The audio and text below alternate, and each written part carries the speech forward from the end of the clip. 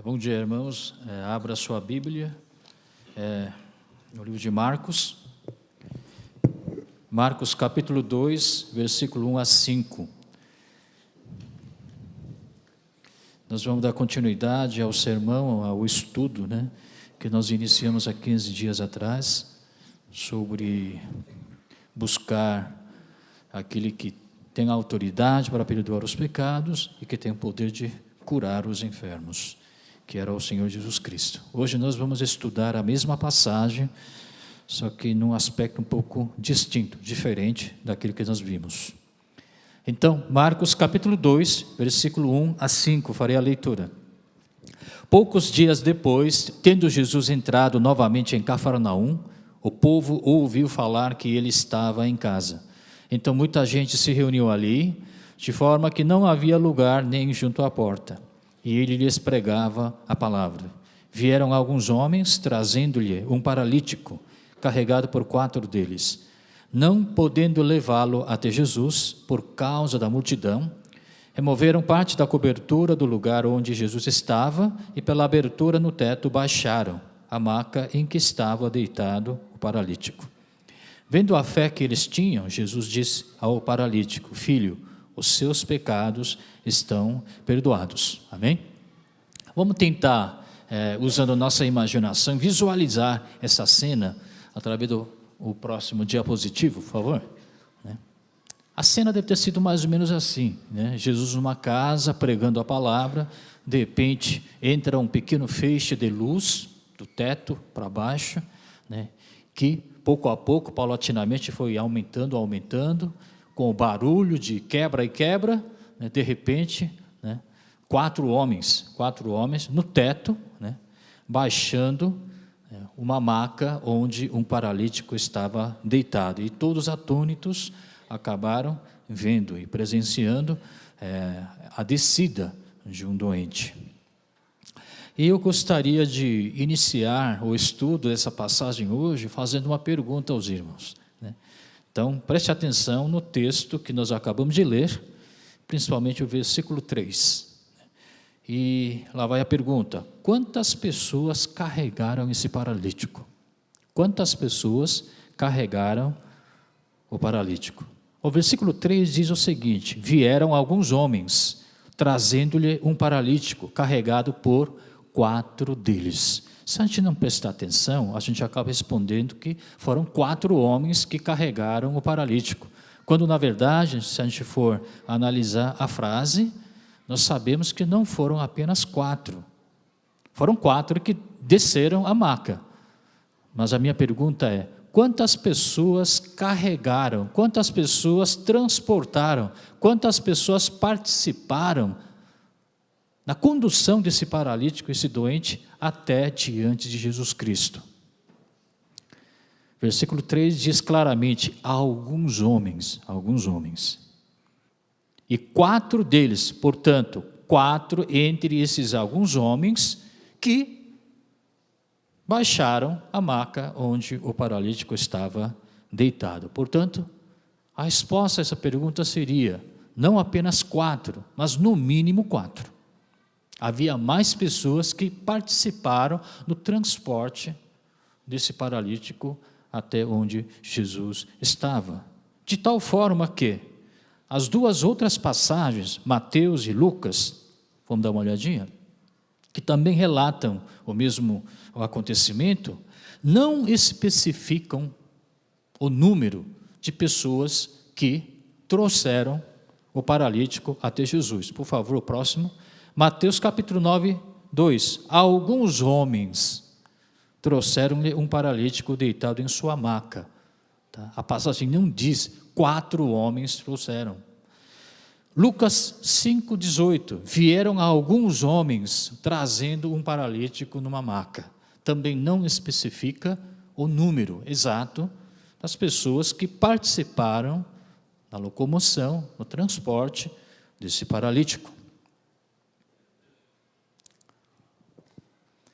Uma vez fui visitar São Gabriel da Cachoeira, é uma cidade bem no coração da Mata Amazônica, que lá há um seminário e eu tive que dar uma palestra nesse seminário, E me lembro muito bem que me encontrei naquela ocasião, uns 5, 6 anos atrás, com um pastor brasileiro chamado Carlos, né? E ele me contou uma coisa muito interessante, né? Eu me lembro do nome dele porque eu tinha anotado, tão interessante que era a história, e que me deu uma luz, um entendimento, até então eu não tinha. Ele era pastor, mas antes ele era enfermeiro, e ele trabalhou em vários países do continente africano, e um desses países onde ele trabalhou foi Angola, onde o pessoal fala português, né? Segundo ele, diz que um dia ele estava no hospital, no centro urbano, né, no hospital, trabalhando, e de repente ele ouviu alvoroço no lado de fora. Curioso, ele foi lá ver pela janela o que estava acontecendo. Então havia 20, uns 30, né, africanos, provavelmente procedentes de uma mesma comunidade, porque todos eles se vestiam de maneira similar, né? Então ele deduziu que provavelmente são homens de mesma comunidade. E eles trouxeram uma pessoa machucada, né? Uma pessoa machucada. Sabe muito bem que Angola passou por uma guerra civil por várias décadas, né? Então havia muito campo minado. E provavelmente alguém pisou, a bomba explodiu e as pessoas se machucaram, né? E os homens, 20, quase 30 homens da comunidade, trouxeram um que saiu machucado. Agora, por que tantos homens assim?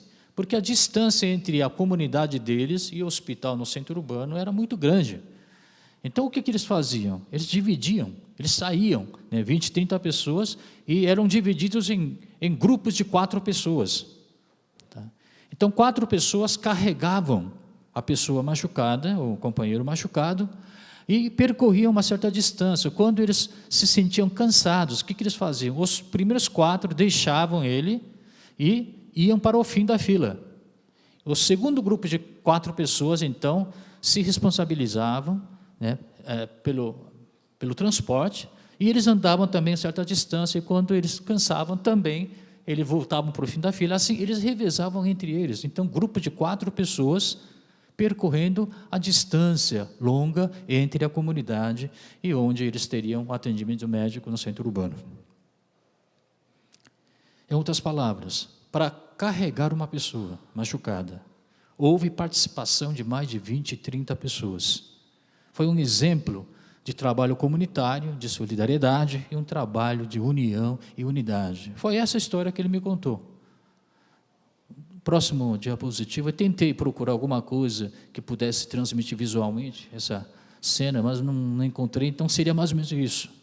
Tem vários homens, né, da mesma comunidade, trazendo uma pessoa machucada. E quando ele me contou isso, eu não pude deixar de me lembrar dessa passagem. Não foram apenas 4 pessoas que trouxeram aquele paralítico para Jesus. Eu não sei realmente, a mesma cena se repetiu naquela época, né, no tempo de Jesus, mas nós podemos imaginar que mais de 4 pessoas devem ter participado no transporte, né, no carregamento desse indivíduo enfermo, paralítico.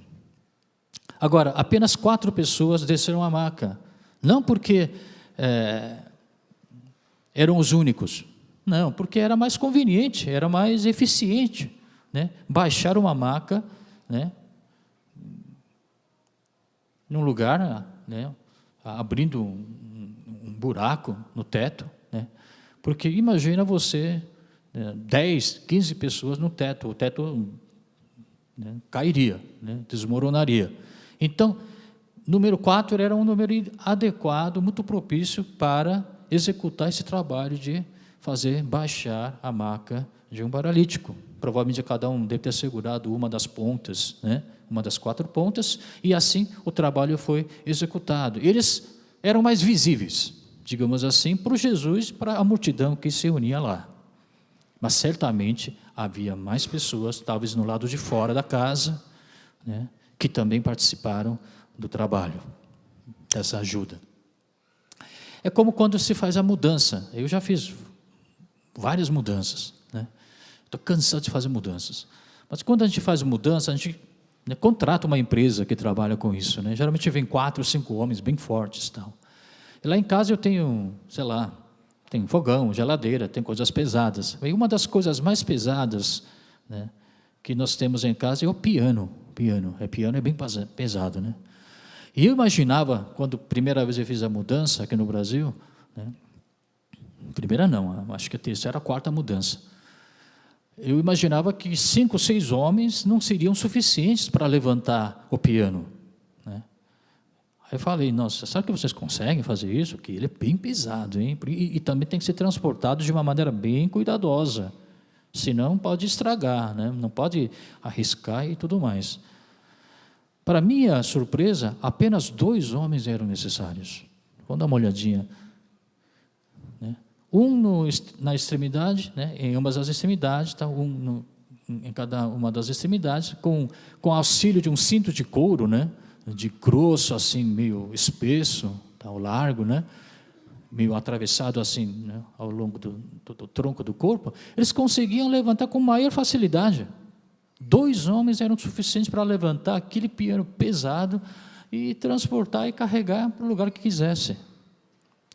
Eu estou dando essa imagem para os irmãos para enfatizar mais uma vez que apenas 4 pessoas foram mais que suficientes para baixar aquela maca. Pode tirar a imagem?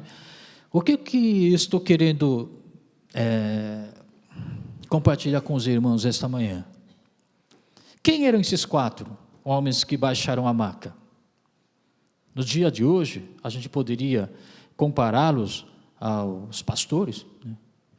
Um era pastor, outro era missionário.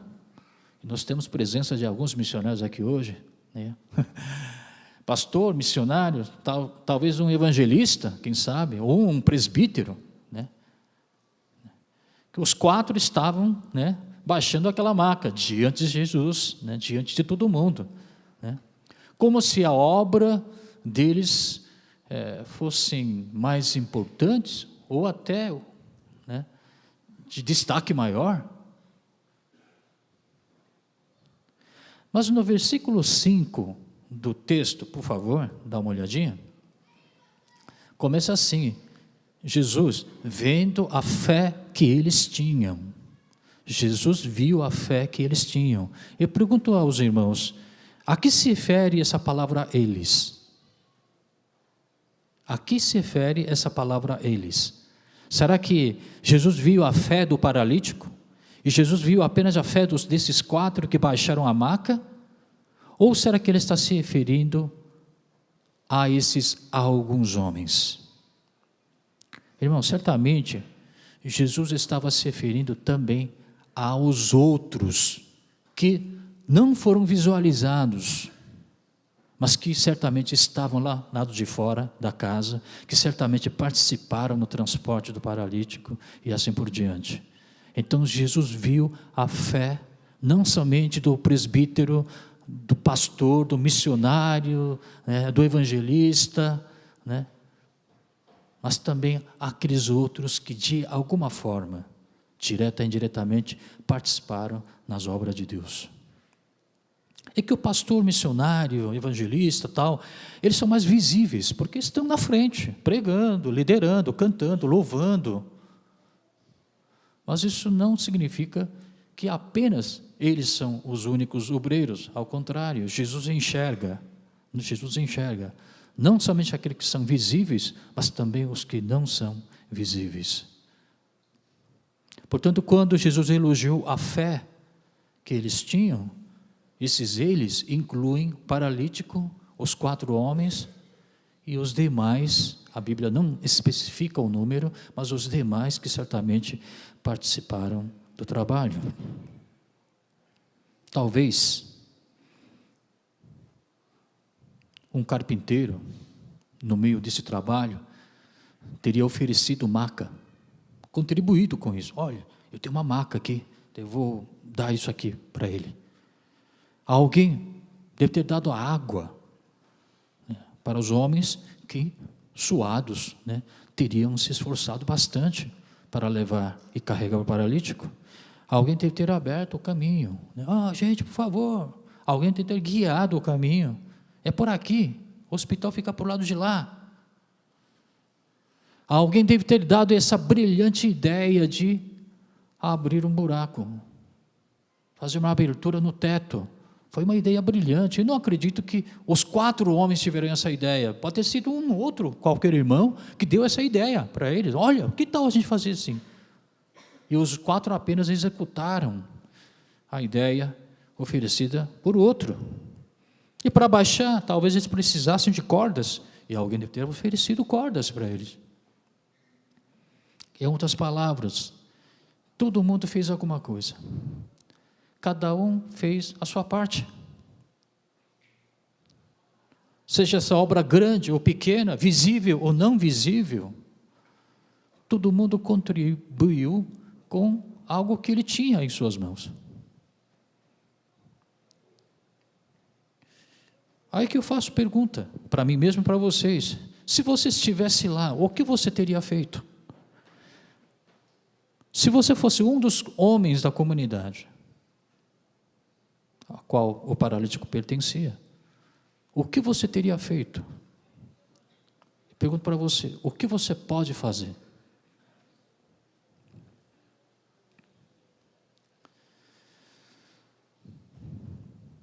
O que os 4 homens fizeram é uma grande obra. O que os demais irmãos fizeram é apenas uma atividade secundária. O papel deles é apenas de auxiliar. Será que é isso? Eu acho que não. Irmãos, semana passada, domingo passado, nós tivemos aqui a Assembleia Geral, não foi? Eu não estava aqui. Eu assisti o 3º culto junto com a minha esposa, e eu levei meus 4 filhos adultos para casa, nós ficamos em casa, para que ninguém nos acusasse de que está fazendo boca de urna e tal, né? Então ficamos em casa, né? E aguardando, em atitude de oração, aguardando pelo resultado, né? Pelo transcorrer da Assembleia Geral. Quando eu recebi a notícia do resultado da eleição, da votação, o que me alegrou mais foi quando o irmão acrescentou lá no cacau, né? Na mensagem, olha, a Assembleia transcorreu na mais perfeita ordem, paz e graça do Senhor, mostrando claramente o quanto os irmãos da Igreja Yaná são maduros espiritualmente. Hoje de manhã, o pastor Pedro, na hora de dar avisos, também fez um testemunho muito poderoso, porque ele já era presidente de presbitérios, né, nos anos passados, durante o seu ministério, e ele já presidiu várias reuniões de Assembleia Geral. Diz que ele nunca viu uma Assembleia Geral transcorrer da maneira como transcorreu aqui na nossa igreja no domingo passado. Tudo na paz. Tudo na paz. E que hoje em dia há tantas quebras de igrejas, que quando a Assembleia Geral é convocada, todo mundo tem aquele preconceito que, ixi, aí vai rolar coisa aí, é um problema, né? Vai chiar, reclamações, briga. Não é bem assim, irmãos. Eu queria agradecer, aproveitando esse momento, para, mais uma vez, expressar meus sinceros sentimentos de gratidão a Deus e aos irmãos que me apoiaram, né, que sempre têm orado por mim. Assim que eu recebi a notícia lá em casa, eu me olhei no espelho para ver, isso traz alguma mudança na minha pessoa, tal, né?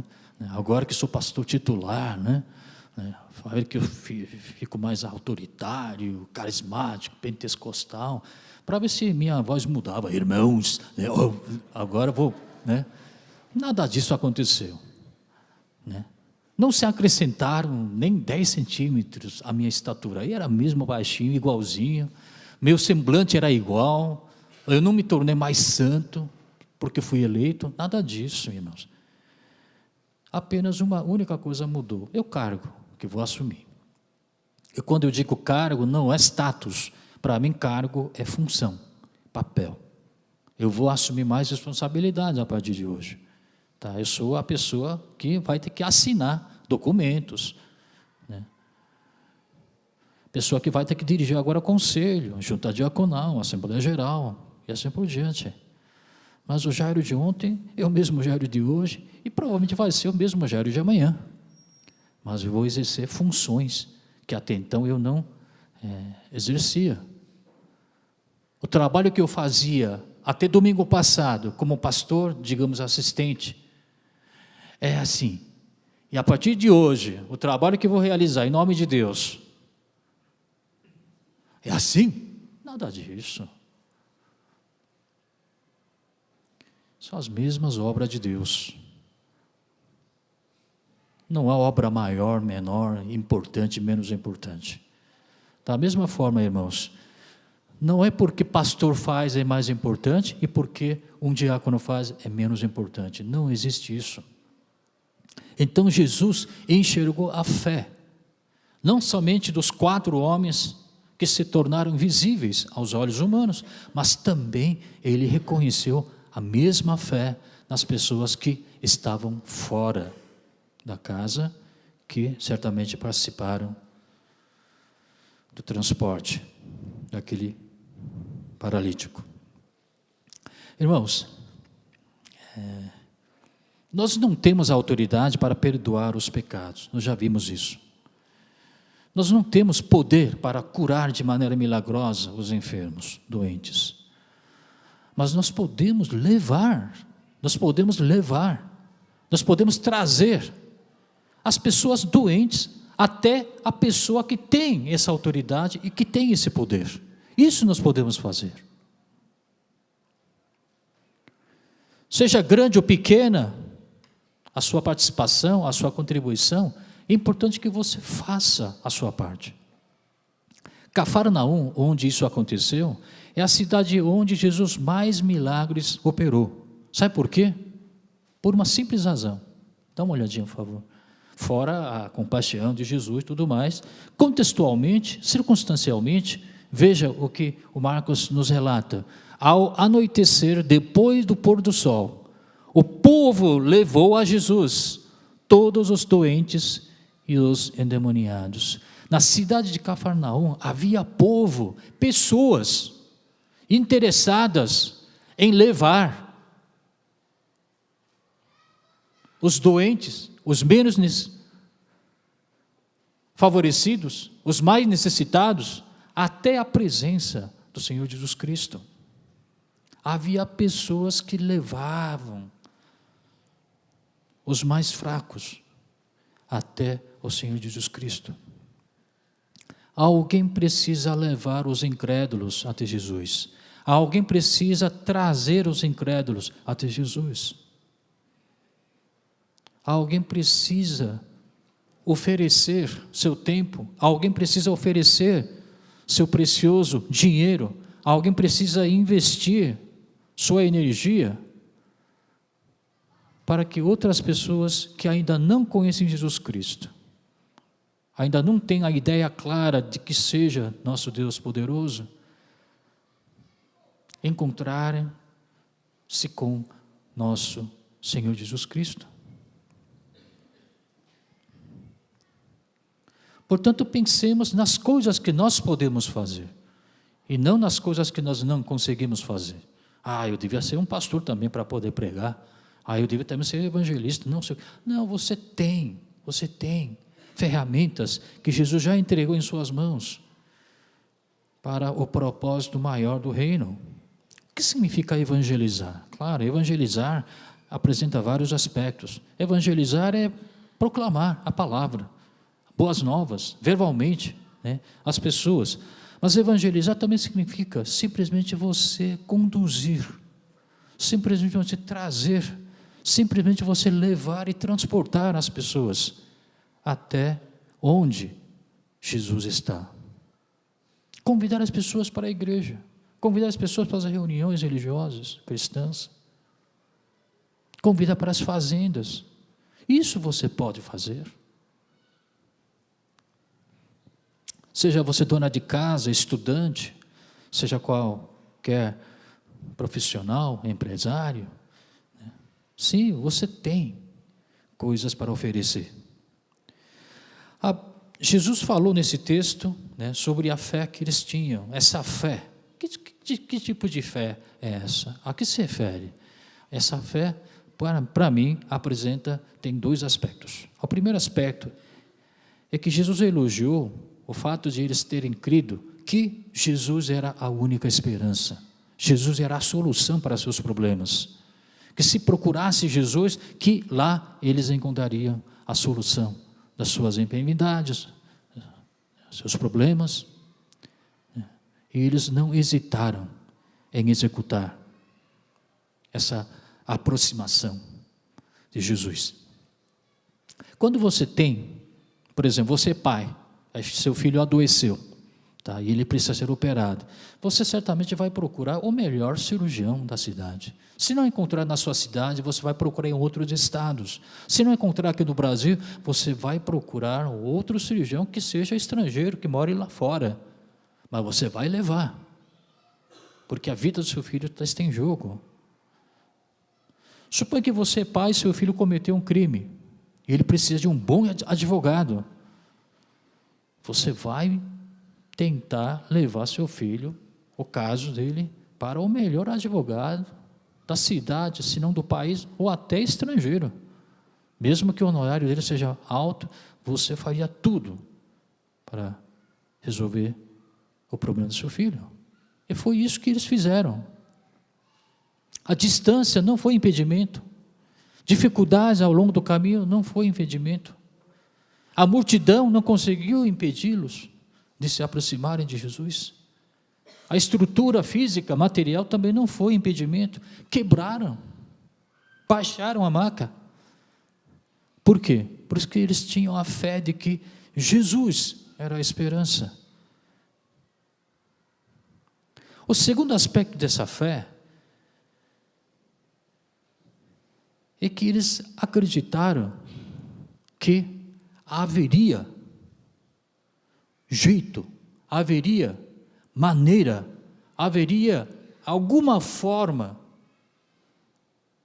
de levar aquele paralítico para diante de Jesus Cristo. Talvez esta seja a mensagem central do sermão desta manhã. Você precisa crer que sempre haverá um jeito, uma maneira, uma forma de você levar um necessitado aos pés do Senhor Jesus Cristo. Ah, mas eu não sou pastor, não sei, não conheço bem a palavra. Ah, mas eu não sei o que. Não, eu sou um estudante. Não, se você quiser, você sempre encontrará algum jeito de levar a pessoa que ainda não conhece Jesus, ou conhece, mas conhece mais ou menos, na presença do Senhor. Aquela mulher que sofria hemorragia por várias décadas, ela creu que haveria um jeito dela se apresentar ao Senhor Jesus Cristo. E o que ela fez? Ela entreabriu a multidão, afastou por meio daqueles homens, discípulos. Ela chegou lá e esticou o braço e tocou na roupa de Jesus Cristo, e assim ela foi curada. Cegos ouviram alvoroço lá embaixo, Jesus, não sei o que, está a multidão andando para lá e para cá, tal. O que os cegos fizeram? Eles precisavam se apresentar diante de Jesus, de alguma forma, eles precisavam entrar em contato com Ele. Então eles resolveram gritar: ó filho de Davi, tenha misericórdia de mim, de nós. O que parou Jesus, que estava andando, virou o rosto para eles: sejam curados. Esse negócio de abrir um buraco no teto é uma ideia brilhante, vocês não acham? É uma ideia fantástica, muito criativa. Jesus elogiou a fé desses homens porque eles creram que quando a gente quer levar alguém a Jesus, a gente vai encontrar algum jeito, alguma maneira, alguma forma de conseguir isso e executar o plano. Irmão, eu não sei em que situação você se encontra hoje. talvez você na loja, na escola, na rua, em casa. Você pode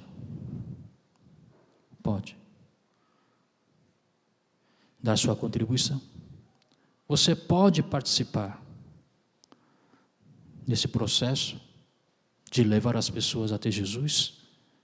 E você precisa crer que quando você quer, quando você está determinado a fazer isso, Jesus sempre lhe dará um jeito, uma forma, uma maneira de você poder fazer isso.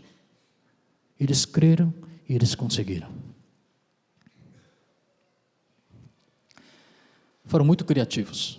Uma vez eu compartilhei com os irmãos, para uma pessoa ser criativa, não precisa ficar contemplando, né? Horas e horas, olhando para o céu, as nuvens passarem. Uma pessoa se torna criativa na medida em que essa pessoa se preocupa em servir os outros cada vez melhor. Quando você se preocupa em servir, em nome de Jesus, você se torna naturalmente criativa. Ideias vêm para você. Porque você tem fé.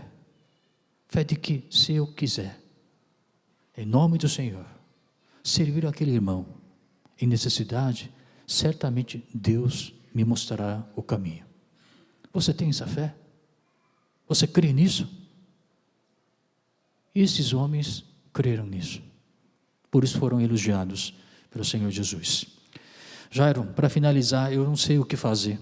Eu já venho fazendo alguns trabalhos, mas eu queria fazer mais. Eu não sei por onde começar. Tem tantas obras de Deus espalhadas pelo mundo inteiro. Então, lá vai minha dica, irmãos. De modo geral, tá?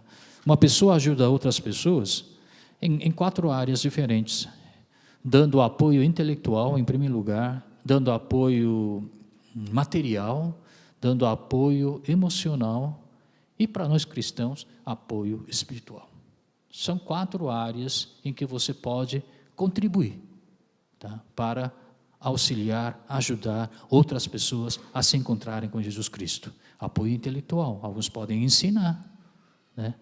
Alguns podem conduzir uma pessoa a um seminário cristão, palestras e assim por diante, né? Apoio material, né? Fazendo doações de livros, computadores que ficaram obsoletos, né? Roupas, necessidades materiais, ou apoio emocional, que às vezes não custa muito dinheiro, basta você chorar com os que choram, se alegrar com aqueles que se alegram, dar uma palavra de apoio. Puxa, irmão, parabéns. Puxa, meus pêsames. É muito simples, mas é um apoio muito importante. E por fim, o apoio espiritual. Resumindo, né, seria oração de intercessão. Você pode orar por aquela pessoa, de maneira consistente, de maneira intercessória. Assim como Moisés orou em intercessão pelo seu povo. Assim como Jesus orou em intercessão a favor dos nós que somos pecadores. Seria interessante que se você pudesse, né, auxiliar as pessoas nessas 4 áreas, né, dando esses apoios que eu acabei de descrever, né, porque uma pessoa na verdade precisa de tudo isso, né, todos esses 4 apoios. Mas se você está iniciando agora, né, está querendo participar no transporte do paralítico espiritual, digamos assim, você poderia escolher, então, uma dessas 4 áreas, para começar. A Igreja Unida está precisando de muitos voluntários, certamente, mas quem está mais precisando de voluntários é o mundo. Tá? A igreja só precisa, pela estatística, 15% de membros servirem dentro da igreja. 85% deveriam servir lá fora da igreja, através de seus negócios, através do seu testemunho, vida de testemunho, né? Através do seu profissionalismo, através de suas contribuições, através de suas participações nas atividades sociais e assim por diante. Nós podemos ajudar missionários, campos missionários sempre precisam de muitas ajudas em todas as áreas da vida. Alguém poderia dar carona. Uma vez um irmão aqui ofereceu: pastor, aos domingos eu posso dar carona para as crianças, porque tem pais que assistem, sei lá, segundo ou terceiro culto, e as crianças só vêm 11, sei lá. Então, esse irmão se ofereceu: olha, eu posso apanhar os filhos de outros irmãos, deixar aqui na igreja, né, para que os pais não precisem vir aqui 2 vezes, deixar a criança, depois voltar para casa e vir novamente aos cultos. É só você querer servir. Ideias vão surgindo naturalmente.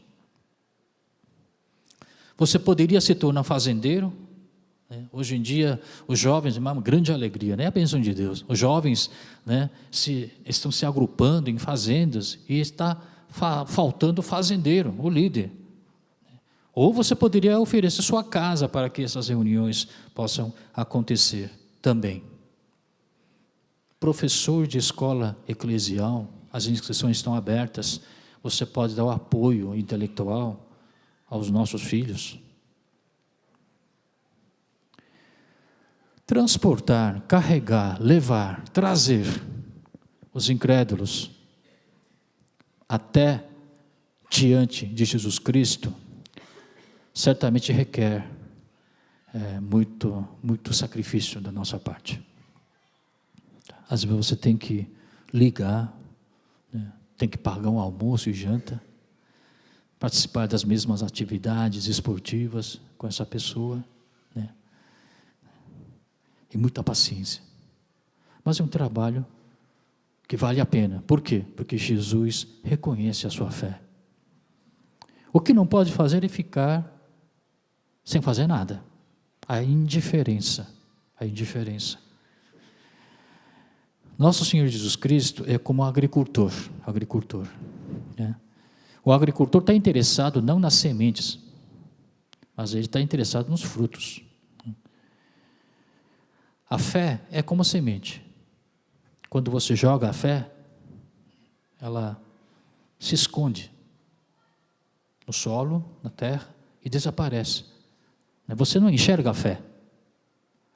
Mas com o passar do tempo, o que acontece? Essa semente dá lugar a um brotinho, o brotinho dá lugar a um tronco, o tronco dá lugar aos galhos e folhas, flores, e no fim, fruto. E quando você vê o fruto tão bonito, pendurado nos galhos, diz: puxa, alguém deve ter plantado semente no passado, senão não teria fruto hoje. A fé é assim, irmão, através da sua ação, através do seu ato, que sua fé é reconhecida.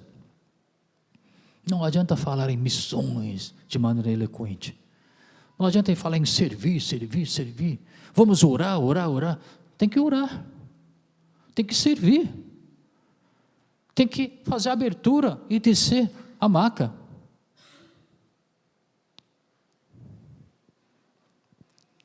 Como o Tiago disse, não o nosso irmão Tiago, mas o Tiago da Bíblia, disse: a fé sem obra é morta.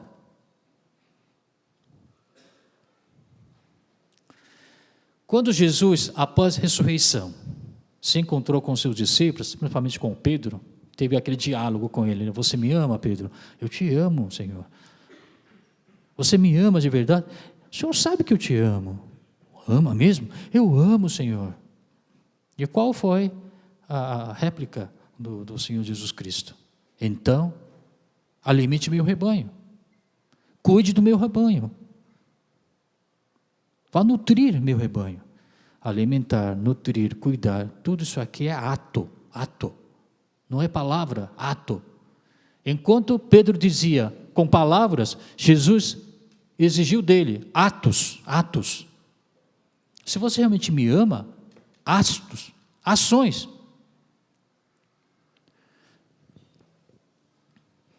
Por que Jesus elogiou a fé daquela mulher que sofria de hemorragia? Porque ela agiu.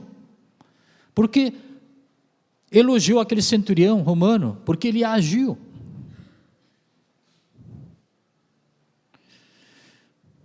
Não porque eles sabiam orar eloquentemente, não porque eles tinham profundo conhecimento da palavra de Deus, porque se fosse assim, os escribas, fariseus, deveriam ter sido elogiados pelo Senhor. Mas não foi isso que aconteceu, justamente o contrário. Jesus não viu fé neles, mas Jesus viu fé naquele paralítico. Os 4 homens que desceram a maca e os demais que estavam do lado de fora, que participaram do transporte daquele coitado. Irmãos, a passagem deixou bem claro para nós. A fé que eles tinham, que Jesus reconheceu, foi aquela fé que creu que Jesus era a única esperança. Segundo, que não somente você se aproxime de Deus, mas que você também ajude os outros a se aproximarem de Jesus Cristo. Não apenas com palavras, mas através de atos concretos. Irmãos, o que você pode fazer? Hoje aqui na igreja, e amanhã na rua, na loja, em casa e aonde você estiver. Curve a sua cabeça, irmão.